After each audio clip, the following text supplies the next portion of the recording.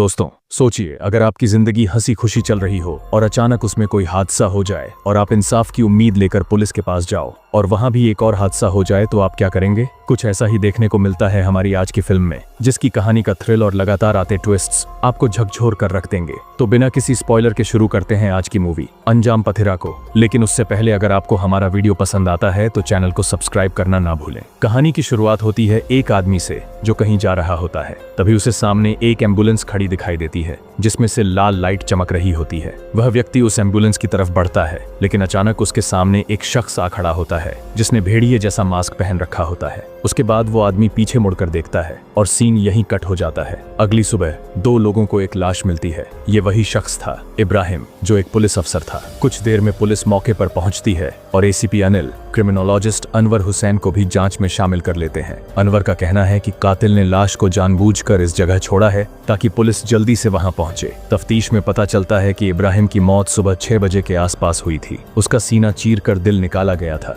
और उससे पहले उसकी आंखें भी निकाल दी गई थीं। और जब ये सब हुआ तब वो जिंदा था। यानी साफ है कि ये कातिल कोई आम इंसान नहीं बल्कि एक निर्दयी साइको किलर है जिसे इंसानियत से कोई सरोकार नहीं। इस केस की जिम्मेदारी डीसीपी कैथरीन मारिया लेती हैं और किडनैपिंग की जगह से जांच शुरू की जाती है। मौके पर कोई सीसीटीवी नहीं मिलता, लेकिन चारों ओर घर ही घर होते हैं। अनवर सवाल करता है कि इतने घरों के बीच इब्राहिम ने चिल्लाया क्यों नहीं। एसीपी अनिल मानते हैं कि शायद उसे क्लोरोफॉर्म दिया गया हो, लेकिन अनवर बताता है कि इसका असर होने में कम से कम 1 मिनट लगता है और उस दौरान वह चिल्ला सकता था। पोस्टमार्टम में पता चलता है कि इब्राहिम के शरीर में नींद की दवा पाई गई है, लेकिन उसकी पत्नी कहती है कि वो कभी ऐसी दवा नहीं लेता था। नींद की गोली का असर होने में भी 1 घंटा लगता है। तो सवाल उठता है कि फिर वो इतनी जल्दी कातिल के पास कैसे पहुंचा। अनवर को बात कुछ हजम नहीं होती। अगले सीन में मनोज नाम का एक और पुलिस ऑफिसर अपनी ड्यूटी पर होता है और फोन पर किसी से बात कर रहा होता है। अचानक लाइट चली जाती है और उसे दूर एक एम्बुलेंस में फिर वही लाल लाइट दिखाई देती है। जैसे ही वो वहां जाता है, सामने से फिर वही भेड़िए का मास्क पहने व्यक्ति आता है। मनोज डर जाता है और इब्राहिम की तरह पीछे मुड़कर देखने लगता है। सीन कट,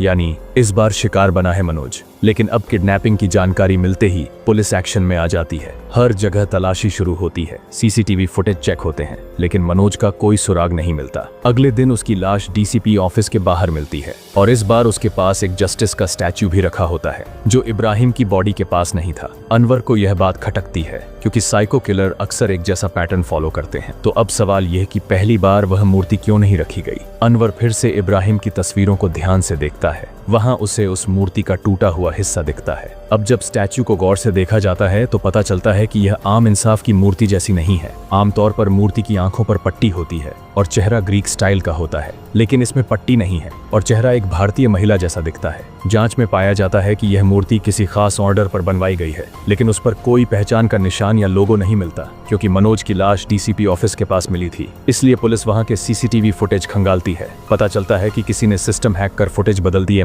अनवर एंड्रू नाम के एक हैकर को बुलाता है ताकि वह इस हैकिंग की तह तक पहुंच सके और डेटा को सुरक्षित कर सके। एंड्रू बताता है कि जिसने भी ये किया है वह बेहद चालाक है। इधर दोनों मर्डर्स का तरीका एक जैसा है। दिल और आंखें निकाली गईं और दोनों में नींद की दवा पाई गई। अनवर और एसीपी अनिल उस अजीब सी मूर्ति के बारे में हर जगह जानकारी जुटाते हैं, लेकिन उन्हें न तो ऐसी कोई मूर्ति मिलती है और न ही कोई ऐसा कलाकार जो इसे बनाता हो। तभी एक रात अचानक एक लड़की पुलिस स्टेशन में आती है। वह डेस्क पर मौजूद कांस्टेबल से कहती है कि उसे इंस्पेक्टर से एक खास मूर्ति के बारे में बात करनी है, लेकिन जब तक कांस्टेबल उसे बुलाकर लाता है वो लड़की वहां से जा चुकी होती है। अब तक कोई ठोस सुराग हाथ नहीं लगा, इसलिए डीसीपी कैथरीन एक मीटिंग बुलाती हैं और सभी से कहती हैं कि अब हर सुनसान इलाके पर निगरानी रखनी होगी। 2-2 अफसरों की टीम बनाकर पेट्रोलिंग शुरू करनी होगी। डीसीपी का ऑर्डर मिलते ही सब ऐसा ही करते हैं। साथ ही डीसीपी खुद भी अपने ड्राइवर पोल्सन के साथ एक जगह पर पेट्रोलिंग करती है, जहां हम डीसीपी को आगे चलते हुए देखते हैं और पोल्सन उनके पीछे स्कूटी से धीरे धीरे आने लगता है। तभी डीसीपी के पीछे अचानक एक वैन आती है जिसमें कुछ मवाली लड़के अकेली लड़की को देखकर उसे छेड़ने लगते हैं।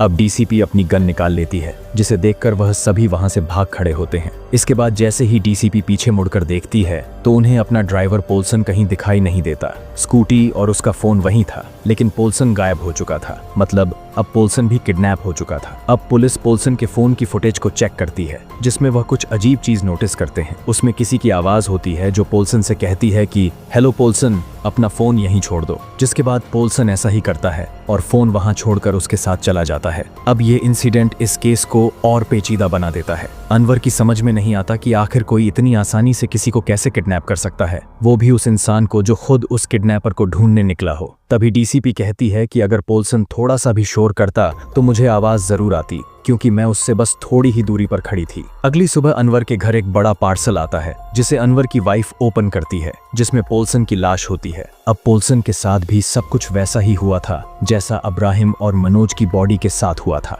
लेकिन इस बार फॉरेंसिक वालों को पोल्सन की बॉडी पर कुछ फिंगरप्रिंट्स मिलते हैं जो समीर नाम के एक क्रिमिनल से मैच कर जाते हैं। दरअसल समीर बड़ी क्वांटिटी में कोकीन को डिस्ट्रीब्यूट करता था। पुलिस अब समीर की लोकेशन को ट्रेस करके जब उसके पास पहुंचती है तो उन्हें पता चलता है कि वह तो पहले से ही अपने बेड पर कई दिनों से मरा पड़ा है। मतलब यह उस किलर की एक चाल थी जिससे वह पुलिस को गुमराह करना चाहता था। अनवर भी अब परेशान हो जाता है क्योंकि बैक टू बैक खून होते जा रहे थे और उनके हाथ अभी तक कोई सुराग नहीं लगा था। वो एंड्रू से पूछता है कि तुम्हें क्या लगता है हम कैसे उस किलर को पकड़ सकते हैं। एंड्रू कहता है कि मैं एक ऐसा डेटाबेस बना रहा हूँ जिसमें जब भी कोई मर्डर होगा और वहाँ अगर एक कॉमन गाड़ी दिख जाएगी तो ये हमें अलर्ट कर देगा, जिससे हम उस किलर को पकड़ सकते हैं। अनवर उससे बात करते हुए अपने कॉफी मग को जस्टिस की उस मूर्ति के पास रख देता है। कॉफी की गर्म भाप लगते ही अनवर को उस मूर्ति में SK लिखा हुआ दिख जाता है। अब फाइनली अनवर को छोटा ही सही लेकिन एक सुराग मिल जाता है, जिसके बाद पुलिस उस मूर्ति बनाने वाले के पास पहुंच जाती है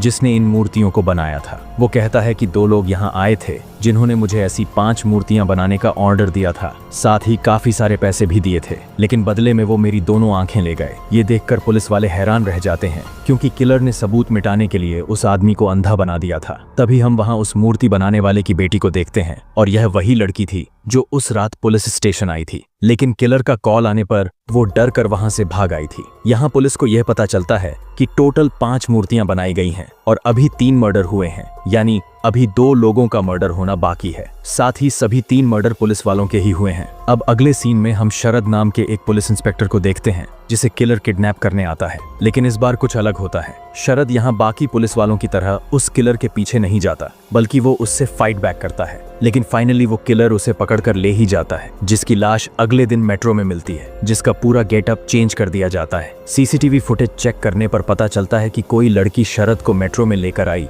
और उसे वहीं छोड़कर चली गई। शरद के घर तलाशी लेने पर अनवर को वहां एक फिजेट स्पिनर मिलता है। उसे लगता है कि यह जरूर उस किलर का ही है। वहीं अभी तक 4 मर्डर होने पर भी पुलिस को कोई ठोस सबूत नहीं मिला था, जिसके चलते यह केस अब नई टीम को सौंप दिया जाता है। उधर पोस्टमार्टम के दौरान पता चलता है कि शरद के ब्लड में नींद की दवा के साथ साथ एक बीपी की दवा भी पाई गई है। इसके बाद अनवर नेट पर उस दवा के बारे में सर्च करता है जो अभी तक 4 पुलिस वालों को दी गई थी। यहाँ उसे पता चलता है कि यह दवा हिप्नोसिस के लिए भी यूज की जाती है। वो तुरंत यह बात डीसीपी को जाकर बताता है और यहाँ हमें मूवी का पहला क्लाइमैक्स पता चलता है। दरअसल अभी तक जिन पुलिस वालों का मर्डर हुआ वो उस मास्क मैन को देखने के बाद पीछे देखते थे, क्योंकि उनके पीछे एक और बंदा आता था जो नींद की दवा उन्हें इंजेक्ट करके लाइट के जरिए उन्हें हिप्नोटाइज कर देता था। और यही वजह थी कि वह सभी बिना आवाज किए चुपचाप किलर की बात मानकर उसके साथ चले गए थे। लेकिन शरद पर उन दवाओं का असर तुरंत नहीं हो पाया था, क्योंकि उसने तभी बीपी की दवाई खाई थी, जिसकी वजह से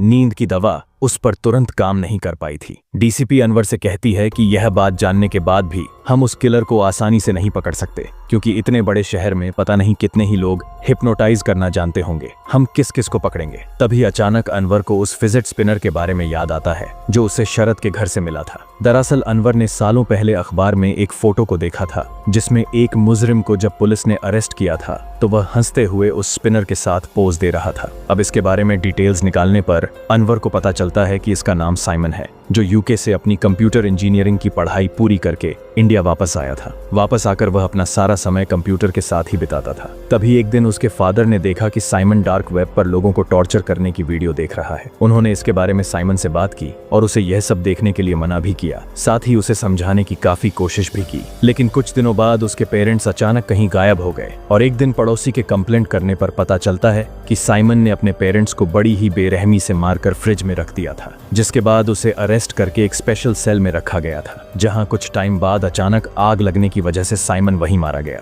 लेकिन अनवर को लगता है कि साइमन अभी भी जिंदा है। वह यह बात स्पेशल टीम को भी बताता है और उन्हें साइमन के बारे में पता लगाने को कहता है। जैसे ही अनवर वह फोटो एंड्रू को दिखाता है तो तो उसे लगता है कि यह वही लड़की है जो शरद को मेट्रो में छोड़कर कहीं चली गई थी। अनवर यह बात फिर से स्पेशल टीम के हेड को जाकर बताता है। तभी वह उसे एक झटका देने वाली खबर सुनाता है कि साइमन और उसके पार्टनर अरविंद ने आज सुबह ही एक दूसरे को शूट कर दिया है। साथ ही उनके पास वो जस्टिस वाली मूर्ति भी मिली है और एक लेटर भी जिसमें लिखा था, अब हमें इस मौत के खेल में मजा नहीं आ रहा क्योंकि हर बार हम ही जीत रहे हैं और पुलिस हमें पकड़ नहीं पा रही है, इसलिए अब हम इस मौत के खेल को यहीं खत्म कर रहे हैं। दरअसल अरविंद भी साइमन की तरह एक साइको था और जेल से भागने के बाद साइमन उसी के साथ रह रहा था। वो दोनों मिलकर ही इस सब को अंजाम दे रहे थे। अब पुलिस इस केस को यहीं बंद कर देती है और बताती है कि किलर अब मारा जा चुका है, लेकिन अनवर इससे संतुष्ट नहीं होता। उसे बार बार लग रहा था कि यह केस अब भी अधूरा है। वो यह सब सोच ही रहा होता है कि तभी उसे मूर्ति बनाने वाले का कॉल आता है। अनवर वहां पहुंचता है तो वह उसे बताता है कि कल एक और आदमी आया था जो ऐसी ही मूर्ति लेकर गया है, लेकिन इस बार मेरी बेटी ने उसका चेहरा चुपके से देख लिया है। पुलिस उसका स्केच बनवाती है। जैसे ही अनवर उस स्केच को देखता है वह पूरी तरह से शॉक हो जाता है क्योंकि यह स्केच एक बहुत ही बड़े साइकोलॉजिस्ट बेंजामिन लुई का होता है जो बड़ी बड़ी यूनिवर्सिटी में अपनी स्पीच देते हैं और जिन्होंने कई सारी किताबें भी लिखी हैं। अनवर बेंजामिन के गांव पहुंचता है जहां उसे बेंजामिन की कहानी पता चलती है। बेंजामिन अपने पिता और छोटी बहन के साथ रहा करता था। तभी एक दिन उसकी बहन की तबीयत अचानक खराब हो जाती है, जिसके बाद पता चलता है कि वह प्रेग्नेंट है। बहुत पूछने पर वह बताती है कि यह सब उसके साथ चर्च के फादर ने किया है। पूरा गांव उस फादर की बहुत इज्जत करता था, लेकिन बेंजामिन के पिता पुलिस में जाकर उसके खिलाफ शिकायत दर्ज करवाते हैं। वहां हम एसीपी अनिल को देखते हैं जो उस समय वहां के इंस्पेक्टर थे। वो बेंजामिन के पिता से कहते हैं कि मामला बहुत सेंसिटिव है, पहले हमें इसकी जांच करनी होगी, तभी कंप्लेंट दर्ज हो पाएगी। इसके बाद अनिल फादर से केस दबाने के लिए मोटी रकम ले लेता है और उल्टा बेंजामिन के पिता को मारकर उनसे झूठी गवाही लिखवाता है कि उन्होंने ही अपनी बेटी के साथ दुष्कर्म किया और उसे प्रेग्नेंट किया। साथ ही वो उन्हें धमकाता भी है। बेंजामिन के पिता अपने बच्चों की जान बचाने के लिए यह बात कबूल कर लेते हैं। यह सब कुछ बेंजामिन और उसकी बहन के सामने हो रहा होता है। पुलिस उनके पिता को गिरफ्तार करके ले जाती है और कुछ ही दिनों में वह जेल में आत्महत्या कर लेते हैं क्योंकि वह अपने ऊपर लगे इस झूठे इल्जाम को बर्दाश्त नहीं कर पाते। यहाँ हमें पता चलता है कि एसीपी अनिल और इंस्पेक्टर शरद की उसी थाने में पोस्टिंग थी। इसके बाद बेंजामिन की बहन को दूर पढ़ने भेज दिया जाता है और बेंजामिन भी बाहर पढ़ाई करने चला जाता है। इन सब के बारे में जानने के बाद अनवर एसीपी को कॉल करता है और कहता है कि कुछ साल पहले तुम्हारे किए गए पाप की वजह से आज इतने पुलिस वालों को अपनी जान देनी पड़ी। इसके बाद अनिल अनवर को मिलने बुलाता है, लेकिन उसके पहुंचने से पहले ही किलर अनिल को किडनैप कर लेता है। तभी अनवर को वहां एक ड्रोन दिखाई देता है जो किसी कपल का फोटो शूट कर रहा था। अनवर सारी फुटेज एंड्रू को भेजता है, जिसे देखने पर एंड्रू को एक गाड़ी नजर आती है। वह जैसे ही उस गाड़ी की डिटेल्स को अपने डेटाबेस में डालता है तो उसे पता चलता है कि यही गाड़ी शरद की किडनैपिंग के समय भी वहां मौजूद थी। एंड्रू गाड़ी के ओनर का नंबर और एड्रेस निकालकर अनवर को भेज देता है।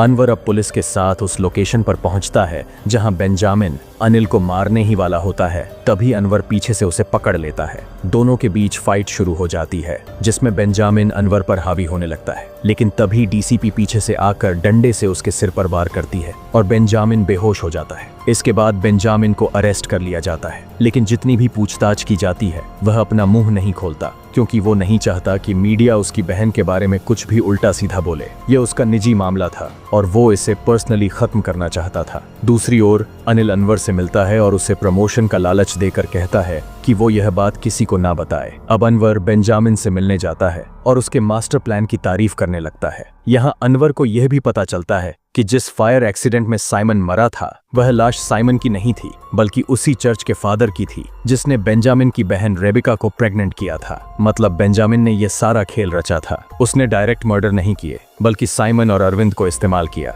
उसका असली टारगेट शरद और अनिल थे। अब अनवर कहता है कि तुम्हारा प्लान अभी भी अधूरा रह गया क्योंकि अनिल अभी तक जिंदा है। इसके बाद बेंजामिन को कोर्ट ले जाया जाता है, लेकिन गाड़ी कोर्ट की जगह कहीं और मुड़ जाती है और एसीपी के कहने पर बेंजामिन का एनकाउंटर कर दिया जाता है। आगे अनवर को बेंजामिन की बहन रेबिका की याद आती है। वह अनिल को फोन करता है, लेकिन वह कॉल नहीं उठाता। फिर अनवर उसके घर पहुंचता है। ऊपर जाते हुए उसे एक लड़की दिखती है, लेकिन वो उसे नजरअंदाज करता है और अनिल के फ्लैट में पहुंचता है जहां उसे अनिल की डेड बॉडी मिलती है। वह ऊपर खिड़की से उस लड़की को आवाज देता है और जब वो पीछे मुड़ती है तो वही रेबिका होती है, बेंजामिन की बहन, जिसने फाइनली अपना बदला पूरा कर लिया था। अनवर उसे नहीं रोकता बल्कि जाने देता है और इसी के साथ इस मूवी का होता है अंत। एक पुलिस वाले की लालच और लापरवाही की वजह से एक भाई बहन ने मिलकर एक दर्दनाक खूनी खेल खेला जिसमें सभी दोषियों को मारकर उन्होंने अपना बदला आखिरकार पूरा कर ही लिया। खैर, आपको यह सस्पेंस थ्रिलर मूवी कैसी लगी हमें कमेंट करके जरूर बताएं। साथ ही वीडियो को लाइक और शेयर करना ना भूलें और आप हमारे चैनल को सब्सक्राइब कर सकते हैं। हम फिर मिलेंगे एक और ऐसी ही शानदार मूवी के साथ। तब तक के लिए जय Hind and thanks for watching.